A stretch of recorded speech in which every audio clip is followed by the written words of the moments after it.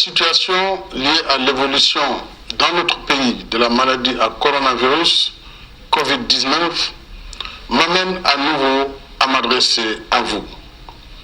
Cette maladie, apparue en décembre 2019, est devenue une pandémie, c'est-à-dire une épidémie à l'échelle mondiale. Les chiffres parlent d'eux-mêmes. À la date d'aujourd'hui, le Covid-19 a envahi plus de 140 pays, dont le Sénégal. Le nombre de personnes infectées s'élève à plus de 340 000. À ce jour, le Covid-19 a tué plus de 15 000 personnes, plongeant des familles entières dans le deuil et le désarroi. Ce moment est inédit dans l'histoire de l'humanité. Voilà que l'infiniment petit fait trembler le monde entier de façon brutale, rapide et massive, ignorant les frontières, frappant sans distinction pays riches comme pays pauvres et sans égard pour le statut social des uns et des autres. Gouvernants et gouvernés, riches ou pauvres, personne n'est à l'abri du Covid-19.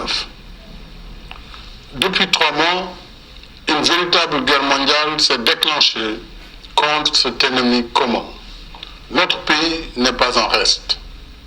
Ce soir, mes pensées vont d'abord aux malades du Covid-19. Je leur exprime toute mon affection et mes vœux de prompt rétablissement. J'encourage le ministre de la Santé et de l'Action sociale et l'ensemble de ses équipes dans la tâche difficile qu'ils mènent de jour et de nuit. Un personnel médical et paramédical dévoué est au front d'une lutte sans merci contre le Covid-19 pour notre salut. À tous ces braves hommes et femmes, je renouvelle mes remerciements et mon soutien dans ce combat risqué contre un ennemi vicieux, mortel et invisible à l'œil nu. Je salue nos forces de défense et de sécurité, ainsi que toutes les bonnes volontés mobilisées dans la lutte contre le Covid-19. J'exprime ma gratitude à toutes les forces vives de la nation, classe politique, majorité et opposition réunies, mouvements citoyens, partenaires sociaux, secteur privé, guides religieux et coutumiers et citoyens. Vous êtes nombreux à soutenir l'élan national de riposte contre le Covid-19.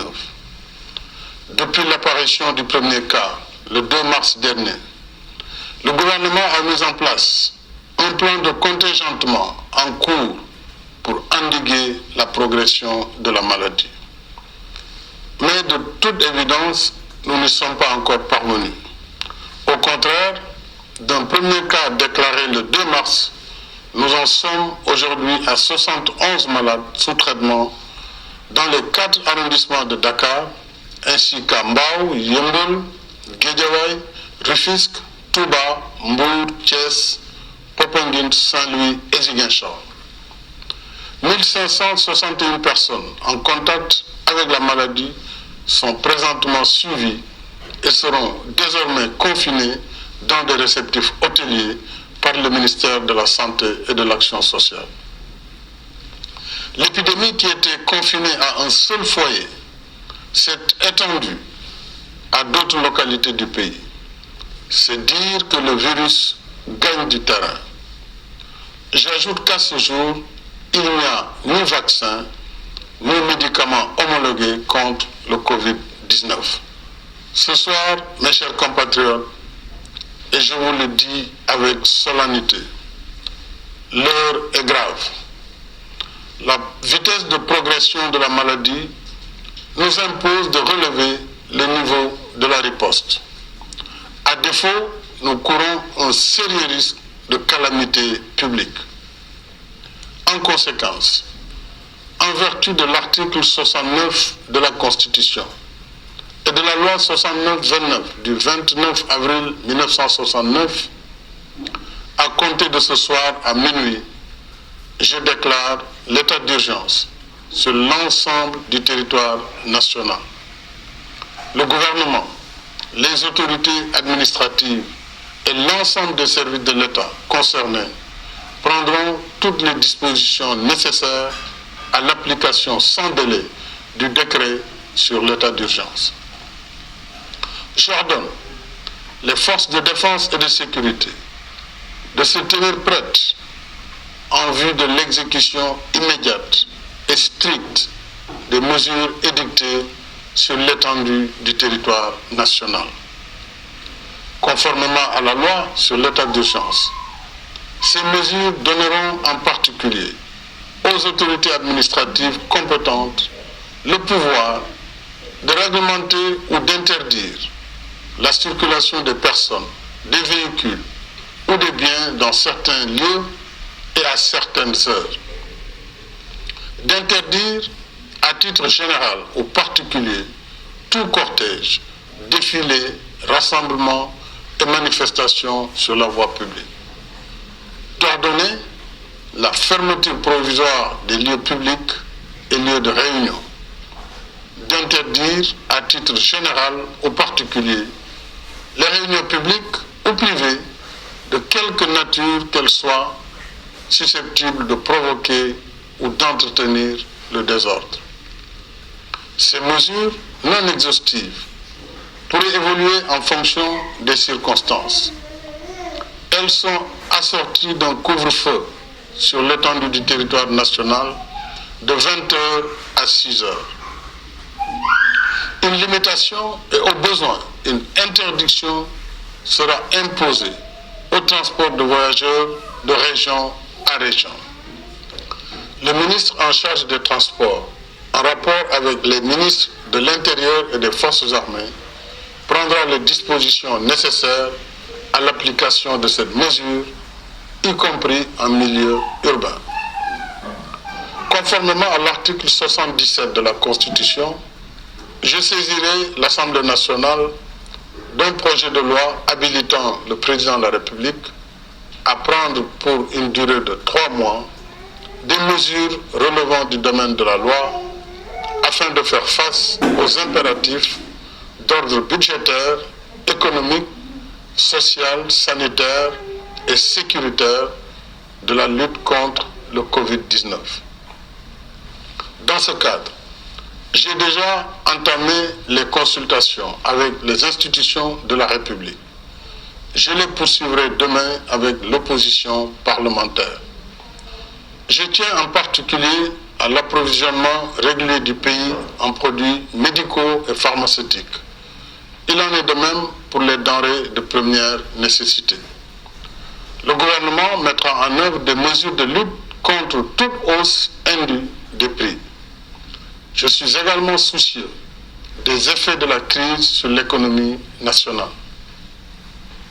Pour en atténuer l'impact, j'ai créé un fonds de riposte et de solidarité contre les effets du Covid-19, Force Covid-19, qui sera doté de 1 000 milliards de francs CFA. Ce fonds sera alimenté par l'État et toutes les bonnes volontés. Je lance un appel à tous, au secteur privé et aux partenaires bilatéraux et multilatéraux, afin qu'ils apportent leur soutien aux forces Covid-19. Les ressources du fonds serviront entre autres à soutenir les entreprises, les ménages et la diaspora. Une enveloppe de 50 milliards sera consacrée à l'achat de vivres pour l'aide alimentaire d'urgence. Des mesures fiscales générales et spécifiques seront également prises en soutien aux entreprises. Au titre des mesures générales, il sera accordé une remise partielle de la dette fiscale constatée au 31 décembre 2019 due par les entreprises et les particuliers pour un montant global de 200 milliards. S'agissant des mesures spécifiques, elles bénéficieront aux secteurs les plus touchés par la crise du Covid-19, en particulier l'hôtellerie, la restauration, le transport et la culture. Ces mesures seront également étendues à la presse, compte tenu des changements induits dans ces grilles de programme et du rôle de service public qu'elles jouent dans le contexte de la crise. Les ministres en charge des finances et de l'économie prendront les dispositions nécessaires à l'application de ces mesures. Mes chers compatriotes, l'état d'urgence que je déclare aujourd'hui n'est pas une fin en soi. Il ne s'agit pas non plus d'arrêter l'activité économique. Il répond à un péril imminent si nous ne redoublons pas d'efforts. Face au péril, l'état d'urgence nous donne les moyens de renforcer nos rangs et d'intensifier nos efforts de lutte pour vaincre notre ennemi commun. Je rappelle que le virus porteur de la maladie ne se déplace pas de lui-même. Il circule à travers les personnes qui le portent, qui le déposent dans différents endroits et qui le transmettent ainsi à d'autres. Par conséquent, en limitant nos déplacements et nos rassemblements, nous arrêtons la circulation du virus. Si nous le faisons, nous avons la chance de gagner le combat contre le Covid-19. Par contre, et je vous le dis avec insistance, si nous continuons de faire comme si de rien n'était, le virus va se propager de façon encore plus massive et plus agressive. Et malgré leur dévouement, nos personnels de santé seront alors débordés et ne pourront plus contenir la situation. C'est le pire des scénarios. Nous ne le souhaitons pas. Alors, j'en appelle à une prise de conscience nationale sur la gravité de la situation. J'en appelle à la responsabilité de chacun et de chacune. J'en appelle à l'esprit citoyen et patriotique de toutes et de tous. Limitons nos déplacements. Évitons les rassemblements de quelque nature qu'ils soient. Il y va de notre propre santé et de notre propre vie. Il y va de la santé et de la vie de nos familles et de nos communautés. Mobilisons-nous, mes chers compatriotes. Ne laissons au virus ni la vie, ni nos vies. Il y va de notre salut. Il y va du salut de la nation. Bonsoir.